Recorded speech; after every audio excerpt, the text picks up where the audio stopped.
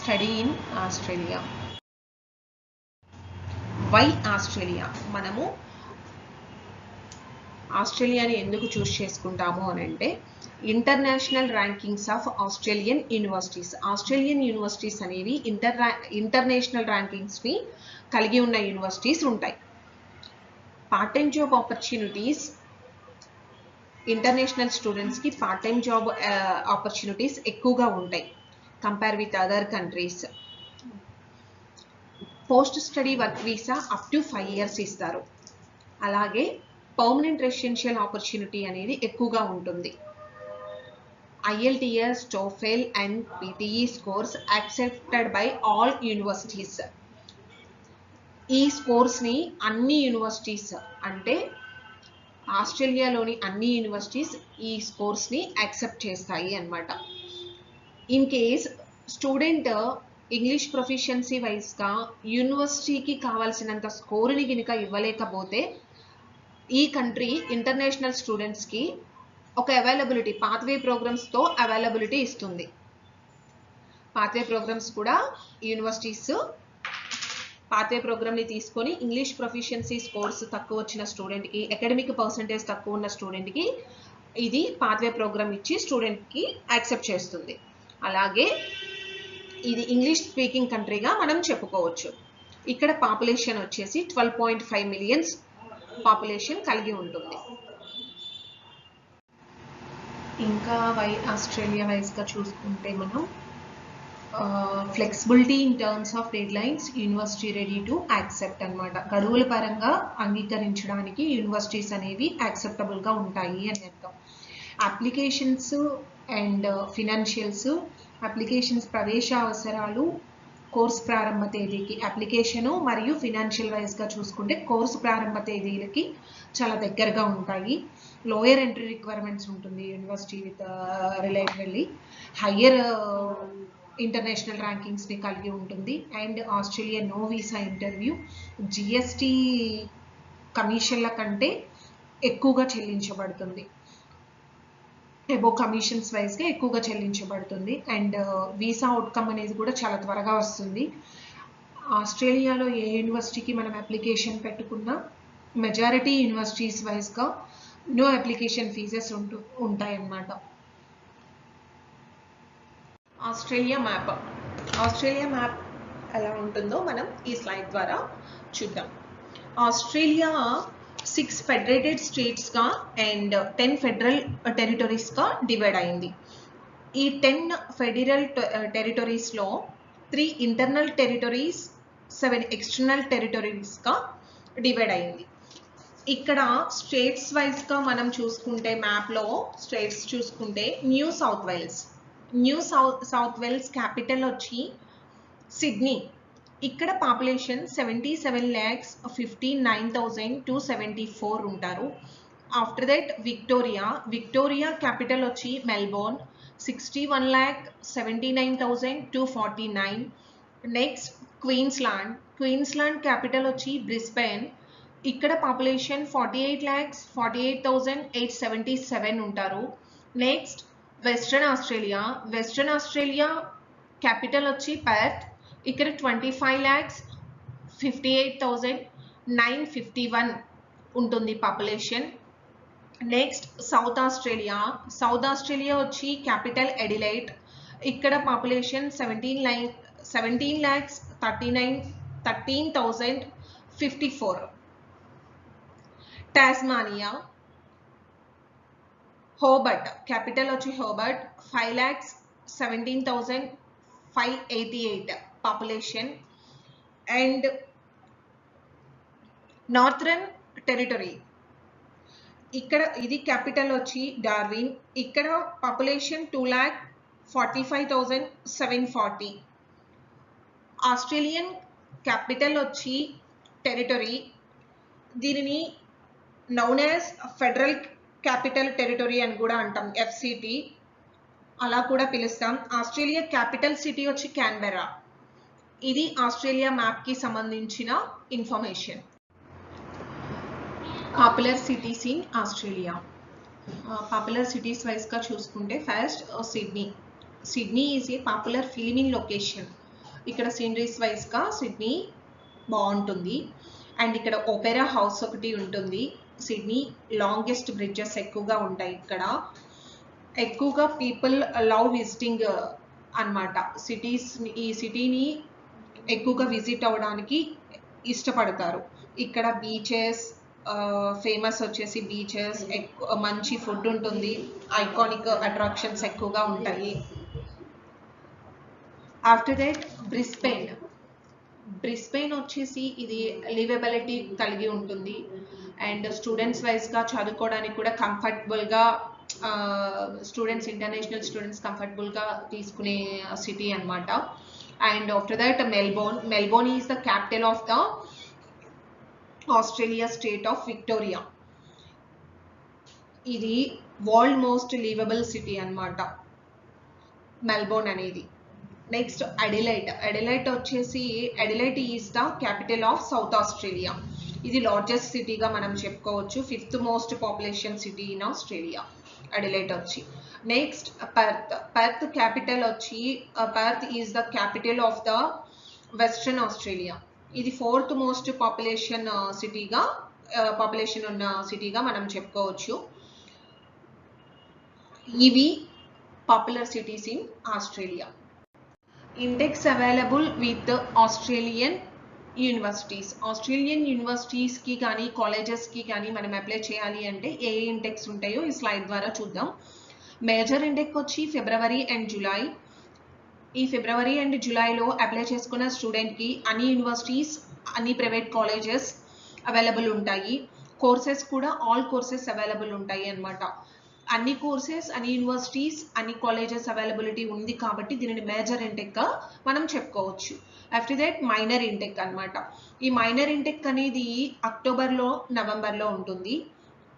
ఇప్పుడు ఈ 2 monthsలో అప్లై చేసుకున్న స్టూడెంట్కి కొన్ని private colleges, some major universities మాత్రమే అవైలబుల్ ఉంటాయి. కోర్సెస్ కూడా కొంచెం తక్కువగా ఉంటాయి. అంటే అన్ని కోర్సెస్ని మేజర్ ఇంటెక్ లాగా యాక్సెప్టబుల్ ఉండవు. అండ్ ఈ మేజర్ యూనివర్సిటీస్ అంటే ఈ మైనర్ ఇంటెక్కి వచ్చి సమ్ మేజర్ యూనివర్సిటీస్ ఉంటాయి కదా, for example Deccan university and Griffith university.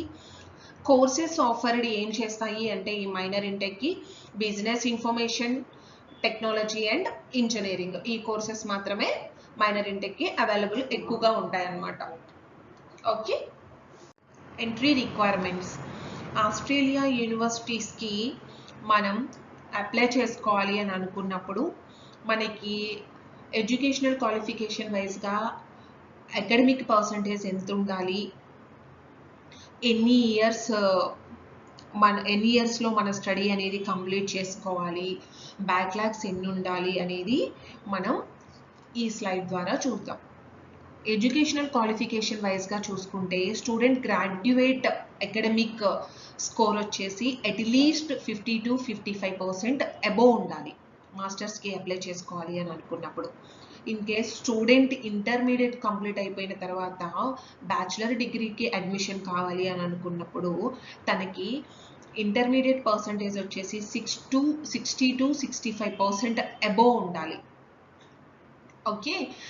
అలాగే ఒక స్టూడెంట్ 3 yearsలో కంప్లీట్ అవ్వాలనుకున్న డిగ్రీని, ఫర్ ఎగ్జాంపుల్ బీకామ్ డిగ్రీ వచ్చేసి 3 yearsలో మనకి కంప్లీట్ అవ్వాలి. అటువంటి స్టూడెంట్ 4 yearsలో డిగ్రీ కంప్లీట్ చేయకూడదు. 3 yearsలో కంప్లీట్ అవ్వాల్సిన డిగ్రీ 3 yearsలోనే కంప్లీట్ అవ్వాలి. బ్యాక్లాగ్స్ ఉండి దాన్ని రిపీట్ చేసుకుంటూ అయినా సరే 3 yearsలో కంప్లీట్ చేసుకోవాలి. కానీ ఆ బ్యాక్లాగ్స్ని రిపీట్ చేసుకుంటూ ఇంకొక 1 year పొడిగించకూడదు. ఎన్ని ఇయర్స్ ఉన్న డిగ్రీని అన్ని ఇయర్స్లోనే కంప్లీట్ చేయాలి. ఫర్ ఎగ్జాంపుల్ ఇంజనీరింగ్ 4 years ఉంటుంది. ఖచ్చితంగా స్టూడెంట్ ఆ 4 yearsలోనే 4 year డిగ్రీని కంప్లీట్ చేయాలి. అంతేకాని ఇంకొక 1 year ఎక్స్ట్రా తీసుకొని కంప్లీట్ చేసి ఉండకూడదు. అలాగే బ్యాక్లాగ్స్ ఒక ఇంటర్నేషనల్ ఎడ్యుకేషన్కి మనం వెళ్తున్నాము అనుకున్నప్పుడు ఒక స్టూడెంట్ ఏ ఇయర్లో అయినా బ్యాక్లాగ్ ఉన్నా, ఏ సెమ్లో అయినా బ్యాక్లాగ్స్ ఉన్నా, ఒక బ్యాక్లాగ్ని తను రిపీటెడ్గా ఎన్ని టైమ్స్ అయితే అటెంప్ట్ చేస్తాడో అన్ని బ్యాక్లాగ్స్గా కౌంట్ చేస్తుంది ఇంటర్నేషనల్ యూనివర్సిటీస్. అన్ని బ్యాక్లాగ్స్గా కౌంట్ చేస్తాయి. ఫర్ ఎగ్జాంపుల్ ఒక ఫస్ట్ సెమిస్టర్లో ఒక బ్యాక్లాగ్ని నేను ఒక 10 టైమ్స్ అటెంప్ట్ చేసినా కూడా నాకు రాలేదు, 11th టైం వచ్చింది. అప్పుడు ఇంటర్నేషనల్ యూనివర్సిటీస్ ఎలా కౌంట్ చేస్తాయి అంటే 11 బ్యాక్లాగ్స్ కింద కౌంట్ చేస్తాయి. అలాగే మినిమం మనం ఆస్ట్రేలియా యూనివర్సిటీస్కి అప్లై చేసుకుంటున్నప్పుడు మనకి ఎక్కువ 10 బ్యాక్లాగ్స్ కంటే ఎక్కువ ఉండకూడదు గ్రాడ్యుయేషన్ పీరియడ్ వైజ్గా చూసుకుంటే. ఓకే, 10 బ్యాక్లాగ్స్ మీన్స్ ఒక బ్యాక్లాగ్ని 10 టైమ్స్ అటెంప్ట్ చేస్తే 10 బ్యాక్లాగ్స్ కింద కౌంట్ చేస్తారు. కాబట్టి 10 బ్యాక్లాగ్స్ కంటే అబోవ్ ఉండకుండా చూసుకోవాలి. ఓకే, ఎంట్రీ రిక్వైర్మెంట్స్ అనేవి మనం అకాడమిక్ వైజ్గా ఎంత పర్సంటేజ్ ఉండాలి, ఎన్ని బ్యాక్లాగ్స్ ఉండాలి అనేది మనం ముందు స్లైడ్ ద్వారా తెలుసుకున్నాం. ఈ స్లైడ్లో ఇంగ్లీష్ రిక్వైర్మెంట్స్ ఏమేమి ఉండాలి, స్టూడెంట్కి ఏ టెస్ట్ రాస్తే ఎంత స్కోర్ రావాలి అనేది ఈ స్లైడ్ ద్వారా తెలుసుకుందాం. IELTS స్టూడెంట్ IELTS అటెంప్ట్ చేసి కనుక ఉంటే ఓవరాల్ స్కోర్ వచ్చేసి 6 to 6.5 ఉండాలి. No band less than 5.5 to 6 ఉండాలి. అండర్ గ్రాడ్యుయేషన్ స్టూడెంట్ కూడా సేమ్ స్కోర్ వచ్చి ఉండాలి. టోఫెల్ వచ్చేసి ఇంటర్నెట్ బేస్డ్ టెస్ట్ అనేది అటెంప్ట్ చేసి ఉండాలి. ఓవరాల్ స్కోర్ వచ్చేసి 6 to 90 ఉండాలి. ఓకే, PTE అకాడమిక్ వచ్చి ఓవరాల్ స్కోర్ 50 to 64 అయి ఉండాలి. అలాగే డ్యూలింగో వచ్చేసి 105 to 120 బిట్వీన్ 105 to 120 మధ్యలో ఉండాలి. అండ్ డ్యూలింగో వచ్చేసి అన్ని యూనివర్సిటీస్ అంటే ఆస్ట్రేలియాలో ఉన్న అన్ని యూనివర్సిటీస్ యాక్సెప్ట్ చేయవండి. కొన్ని సమ్ ఆఫ్ ది యూనివర్సిటీస్ డ్యూలింగోని యాక్సెప్ట్ చేయవు. బట్ IELTS TOEFL PTE అనేది ఓవరాల్ యూనివర్సిటీస్ అన్ని యాక్సెప్ట్ చేస్తాయి. అండ్ ఇక్కడ వచ్చి ఆస్ట్రేలియాలో మనకి ప్రైవేట్ యూనివర్సిటీస్ ఉంటాయి, పబ్లిక్ యూనివర్సిటీస్ ఉంటాయి. 2 types ఆఫ్ యూనివర్సిటీస్ ఉంటాయి అన్నమాట. అవి పబ్లిక్ యూనివర్సిటీస్ వచ్చేసి 38 యూనివర్సిటీస్ ఉంటాయి, ప్రైవేట్ యూనివర్సిటీస్ వచ్చేసి 3 యూనివర్సిటీస్ ఉంటాయి.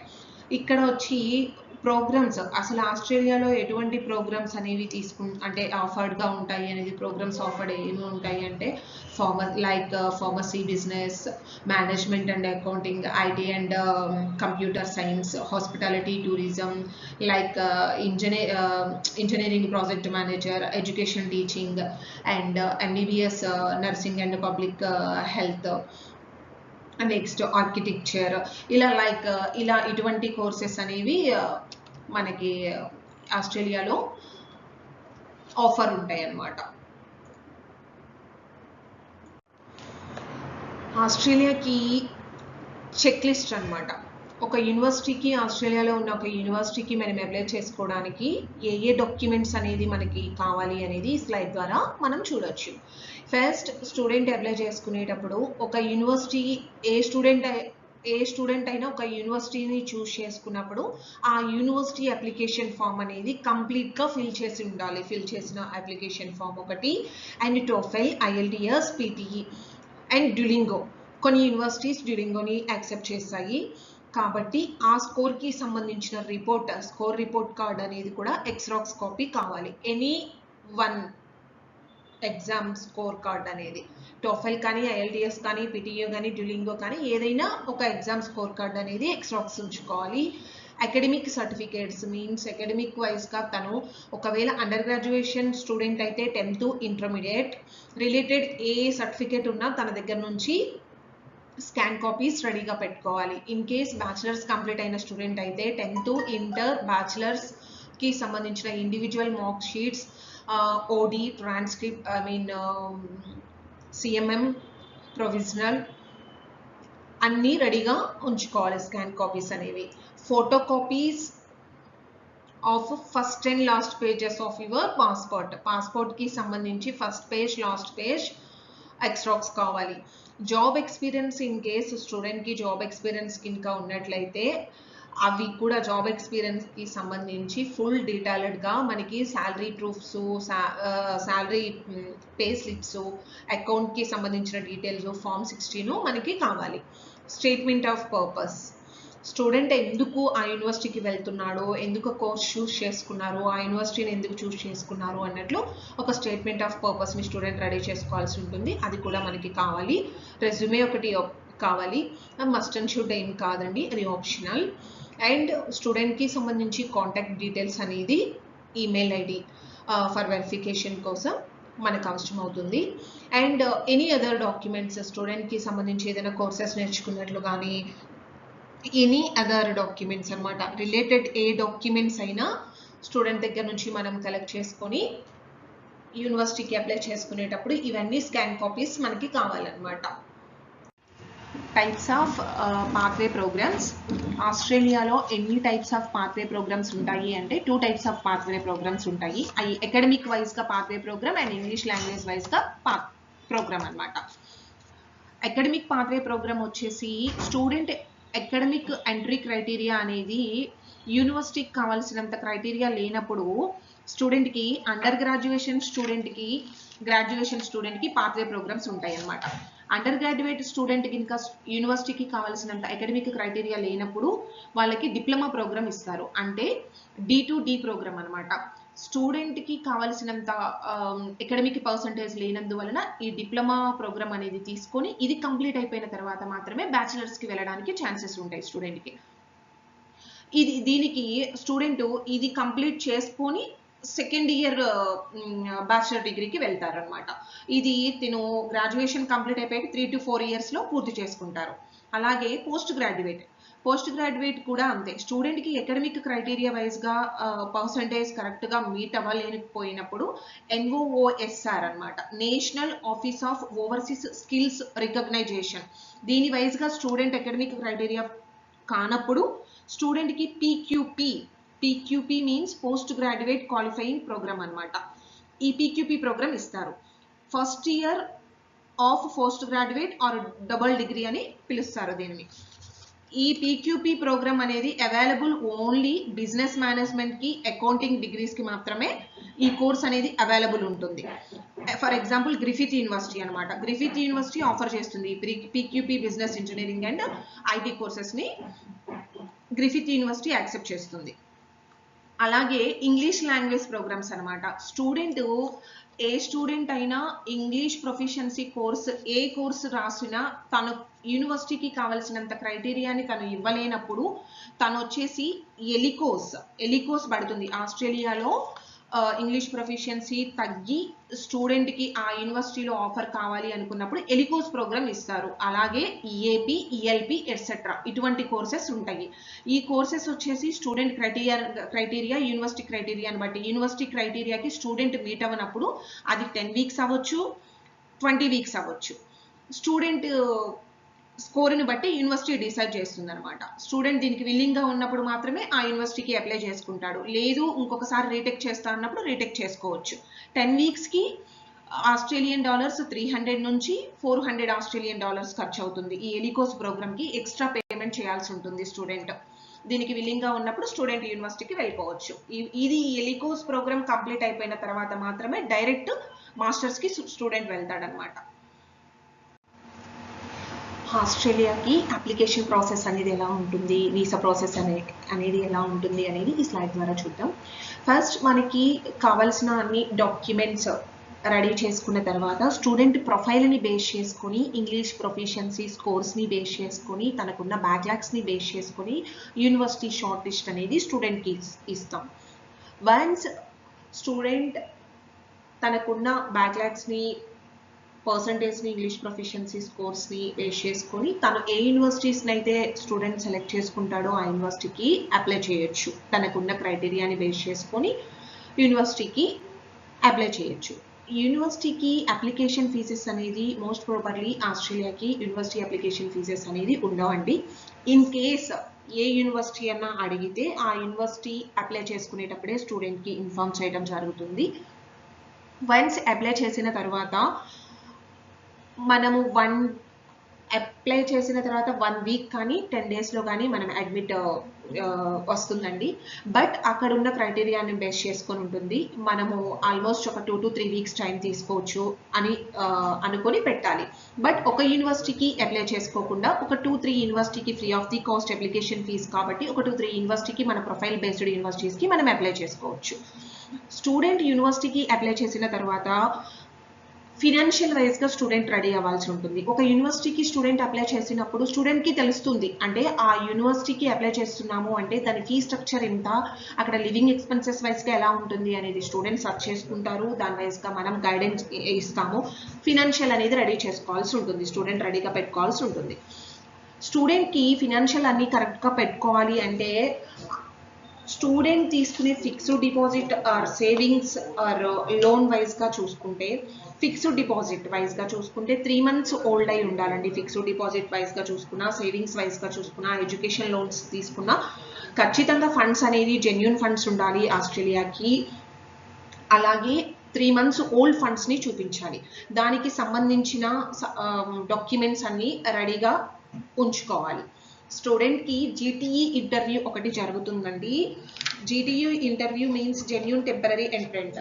స్టూడెంట్ ఆస్ట్రేలియాలోకి వచ్చి యూనివర్సిటీ ఫీ పే చేసుకోగలుగుతాడా లేదా, అండ్ తన ఫ్యామిలీ బ్యాక్గ్రౌండ్ ఏంటి, ఆ యూనివర్సిటీకి ఎందుకు చూస్ చేసుకున్నారు, ఆ కోర్స్కి ఎందుకు చూస్ చేసుకున్నారు, ఆస్ట్రేలియాలో పర్మనెంట్గా ఉండడానికి వస్తున్నారా, ఇటువంటి క్వశ్చన్స్ అన్ని జీటీయూ ఇంటర్వ్యూలో జరుగుతుంది. అది మాక్ టెస్ట్ వైజ్గా ప్రిపేర్ చేసుకొని స్టూడెంట్ని ఇంటర్వ్యూకి కరెక్ట్ అయిన షెడ్యూల్ వైజ్గా మనం ప్రిపేర్ చేయాలి.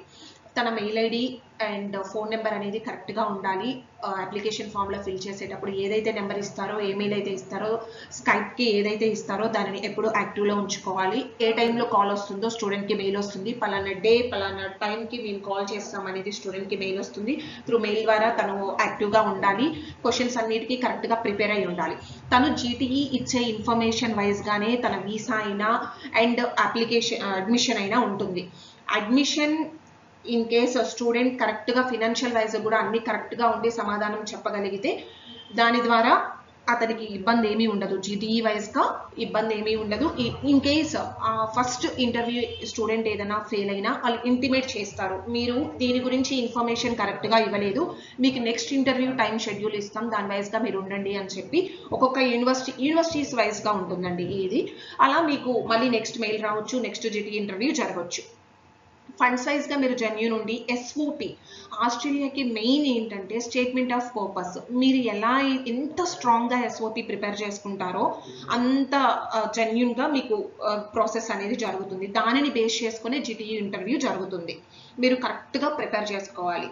ప్రిపేర్ చేసుకొని ఆ కోర్స్కి సంబంధించి, యూనివర్సిటీస్కి సంబంధించి ఫండ్స్ వైజ్గా మీరు కరెక్ట్గా ఉంటే నో ఇష్యూ అనమాట. మీరు ఫస్ట్ అడ్మిషన్ కన్ఫర్మేషన్ వచ్చిన తర్వాత దాంట్లో క్లియర్గా రాసి ఉంటుంది 1 year ఫీ స్ట్రక్చర్ ఎంత, లివింగ్ ఎక్స్పెన్సెస్ ఎంత, మీరు ఓఎస్హెచ్సి ఎంత, హెల్త్ ఇన్సూరెన్స్ది ఎంత, మొత్తం స్కాలర్షిప్స్ ఎంత అనేది మొత్తం మెన్షన్ చేసి ఉంటుంది. ఆస్ట్రేలియాలో ఆల్మోస్ట్ యూనివర్సిటీస్ స్టూడెంట్కి స్కాలర్షిప్ ఇస్తుంది. ఎంత ఇస్తుంది ఏంటి అనేది depend upon university student ప్రొఫైల్ని base చేసుకొని ఉంటుందండి. ఖచ్చితంగా అయితే 90% స్కాలర్షిప్స్ వస్తాయి. మీకు ఆఫర్ కన్ఫర్మేషన్ అప్పుడే వాళ్ళు స్కాలర్షిప్ ఎంత వచ్చింది ఏంటి అనేది మెన్షన్ చేసి మనకి ఇవ్వడం జరుగుతుంది. మీరు ఆఫర్ రాగానే ఈ ఫినాన్షియల్ డాక్యుమెంట్స్ అన్ని, ఫండ్స్, ఓల్డ్ ఫండ్స్ అన్ని మీరు అన్ని రెడీగా పెట్టుకున్న తర్వాత మీకు కన్ఫర్మేషన్ రావడానికి ముందే మీరు 1 semester ఫీ అనేది రెడీగా పెట్టుకొని వాళ్ళు డెడ్ లైన్ ఇస్తారు. అంటే మనకి అడ్మిషన్ లెటర్లోనే మీరు ఈ టైం కల్లా ఇంత ఫీ స్ట్రక్చర్ అనేది పే చేయాలి అని. ఒక్కొక్క యూనివర్సిటీ వచ్చి 1 semester ఫీ అడుగుతుంది. ఇక్కడ some universities 1 year fee structure అడుగుతాయి. దాని వైస్గా మీరు ప్రిపేర్డ్గా ఉండి 1 semester ఫీజ్ అనేది మీరు పే చేయాల్సి ఉంటుంది. ఎప్పుడైతే మీరు పే చేసినది స్లిప్స్ అనేది యూనివర్సిటీకి మీరు సెండ్ చేస్తారో, పే చేస్తారో, ఆఫ్టర్ దాట్ ఈ జీటీఈ ఇంటర్వ్యూ కంప్లీట్ అయిపోతుంది. సిఓఈకి రిలీజ్ చేయడానికి రెడీగా ఉంటారు. మీరు ఎప్పుడైతే జీటీఈని కరెక్ట్గా మెన్షన్ చేసుకొని మంచిగా కంప్లీట్ చేస్తారో, ఆఫ్టర్ దట్ 1 semester ఫీజు కడతారో అప్పుడు వాళ్ళు కన్ఫర్మేషన్ ఆఫ్ ఎన్రోల్మెంట్ని పంపిస్తారు. ఈ కన్ఫర్మేషన్ ఆఫ్ ఎన్రోల్మెంట్ వచ్చిన తర్వాత వీసాకి ఈ కన్ఫర్మేషన్ లెటర్కి మధ్యలో మీరు మెడికల్స్ ఒకటి స్లాట్ పెట్టుకోవాల్సి ఉంటుందండి. స్లాట్స్ కరెక్ట్గా దొరకవు, మీరు అర్లీగా పెట్టుకోవటం మంచిది. ఈ మెడికల్స్ అనేది స్లాట్ బుక్ చేసుకున్న తర్వాత దీంట్లో మెడికల్ టెస్ట్లో వచ్చేసి బ్లడ్ టెస్ట్ ఒకటి, యూరిన్ టెస్ట్ ఒకటి, ఐకి సంబంధించిన టెస్ట్ ఇవన్నీ జరుగుతాయి. ఈ మెడికల్ టెస్ట్ కాపీస్ అనేది అంటే మీకు వచ్చిన రిజల్ట్ వైజ్గా వాళ్ళు ఇమిగ్రేషన్ డిపార్ట్మెంట్కి 3 to 4 daysలో సెండ్ చేస్తారు. ఆల్మోస్ట్ వీసా ప్రాసెస్కి వెళ్ళక ముందే మెడికల్ టెస్ట్ అనేది పెట్టుకోవడం మంచిది. ఆఫ్టర్ వీసా కంప్లీట్ అయిపోయిన తర్వాత అయినా, వీసా బిఫోర్ అయినా మెడికల్ టెస్ట్ జరగవచ్చు. బట్ వీసాకి ముందు పెట్టుకుంటే బెటర్ దాని. వీసా ప్రాసెస్కి వెళ్ళినప్పుడు మీరు వీసా డ్రాబాక్స్ వీసానండి, మీరు అంతా ఆన్లైన్ వైజ్గా మేము వీసా ఫిల్ చేసేసి సర్టిఫికేట్స్ అన్ని మీరు ఎప్పుడైతే స్టార్టింగ్ నుంచి ఎండింగ్ వరకు మీ దగ్గర ఎటువంటి డాక్యుమెంట్స్ ఉన్నాయో అవన్నీ స్కాన్ కాపీస్ వెళ్తాయి. అన్నీ విత్ ప్రూఫ్తో క్లియర్గా ఉండాలి. Experience letters and IELTS score cards, English ప్రొఫిషియన్స్కి సంబంధించిన స్కోర్ కార్డ్స్, మనం ఫస్ట్ నుంచి ఎండ్ వరకు జరిగిన సర్టిఫికేట్స్ అన్ని కాపీస్ వెళ్తాయి. దీనికి డైరెక్ట్ ఇంటర్వ్యూ అయితే ఉండదు. ఇన్ కేస్ వీసా ముందు కూడా ఫినాన్షియల్కి మీరు చూపించిన వైజ్గా మనం యూనివర్సిటీస్కి పంపిస్తాం కదండి, దాని వైజ్గా ఏమన్నా కూడా ఒక GT ఇంటర్వ్యూ జరగవచ్చు మీకు. ఇన్ కేస్ ఫస్ట్ ఇంటర్వ్యూలో ఓకే అయితే ఆల్మోస్ట్ రాదు. ఇన్ కేస్ ఒకవేళ ఉన్నా కూడా వెల్ ప్రిపేర్డ్గా ఉండాలి. అంటే మీరు ఎలా చూపించారు ఫండ్స్ అనేది ఒకవేళ ఏదైనా క్వశ్చన్ వేసినా కరెక్ట్గా ఆన్సర్ చేసేలాగా ఉండాలి. త్రూ మెయిల్ ద్వారా కన్ఫర్మేషన్ వస్తుంది, మీకు అప్డేట్ వస్తుంది. అప్డేట్ వచ్చిన తర్వాత ఇంటర్వ్యూ జరుగుతుంది. ఇది మనం వీసా డ్రాప్ చేస్తాం. ఈ వీసా ఇమిగ్రేషన్ డిపార్ట్మెంట్కి ఆల్రెడీ మీ హెల్త్కి సంబంధించిన, మెడికల్స్కి సంబంధించిన రిపోర్ట్స్ అన్నీ అక్కడికి వెళ్తాయి. ఆఫ్టర్ కంప్లీషన్ వీసా డాక్యుమెంట్స్ అన్నీ మనం సబ్మిట్ చేసిన తర్వాత వీసా అనేది మనం మినిమం ఒక 1 month టైం తీసుకుంటుందండి. అట్లీస్ట్ 1 dayలో కూడా రావచ్చు. అది డిపెండ్ అపాన్స్ ప్రొఫైల్, అక్కడున్న దాని వైజ్గా బేస్ చేసుకొని ఉంటుంది. మనం 40 days లిమిట్ అయితే పెట్టుకుంటాము. మీకు ఈ లోపలనే వీసా కన్ఫర్మేషన్ అనేది వస్తుంది. ఇన్ కేస్ వీసా కన్ఫర్మేషన్ వచ్చినా, వీసా రిజెక్ట్ అయినా త్రూ మెయిల్ ద్వారా మనకి రిసీవ్ అవుతుంది. ఇలా వీసా ప్రాసెస్, ఆస్ట్రేలియాకి సంబంధించి వీసా ప్రాసెస్ ఇలా ఉంటుందండి.